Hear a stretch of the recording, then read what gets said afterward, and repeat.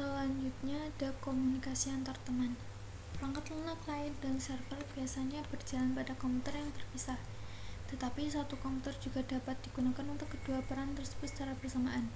Dalam bisnis kecil dan rumah, banyak komponen berfungsi sebagai server dan klien pada jaringan.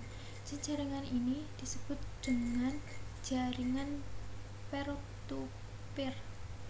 Pada gambar PC, berbagai cetak memiliki koneksi universal serial bus atau USB ke printer dan koneksi jaringan menggunakan kartu antarmuka jaringan NIC ke berbagai berkas. Di gambar berikut, keuntungan menggunakan jaringan peer-to-peer: memudahkan untuk diatur, kurang rumit, biaya lebih rendah karena perangkat jaringan dan server harus mungkin tidak diperlukan. Dapat digunakan untuk tugas-tugas sederhana seperti mentransfer file dan berbagai printer. Kerugian jaringan peer-to-peer: tidak ada administrasi terpusat, tidak aman, tidak dapat diskalakan. Semua perangkat dapat bertindak sebagai klien dan server yang dapat memperlambat kinerjanya. Selanjutnya, perangkat akhir. Perangkat jaringan yang paling dikenal orang adalah perangkat akhir. Untuk membedakan satu perangkat akhir dan yang lain, setiap perangkat akhir pada jaringan memiliki alamat. Setiap perangkat akhir memulai komunikasi yang menggunakan alamat perangkat akhir tujuan dan untuk menentukan ke mana pesan akan dikirim.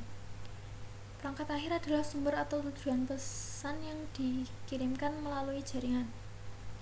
Klik putar pada gambar untuk memilih animasi pada data yang mengalir melalui jaringan seperti ini.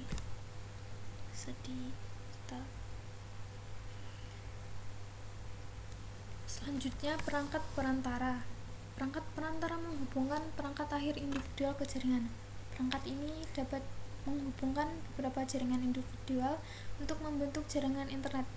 Perangkat perantara ini menyediakan konektivitas dan memastikan bahwa data mengalir melalui jaringan.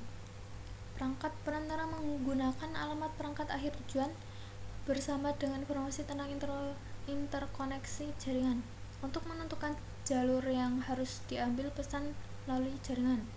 Contoh perangkat perantara yang lebih umum dapat dilihat pada daftar fungsi yang ditunjukkan pada gambar berikut.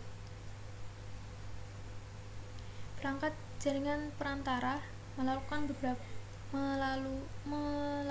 beberapa atau semua fungsi berikut: regenerasi dan kirim ulang sinyal komunikasi, menjaga informasi tentang jalur apa saja yang ada melalui jaringan dan internet network, beritahu perangkat lain tentang kesalahan dan kegagalan komunikasi, langsung arahkan data ke jalur alternatif ketika terjadi kegagalan tautan, mengklasifikasikan dan mengarahkan pesan berdasarkan prioritas, mengizinkan atau menolak aliran data berdasarkan pengaturan keamanan.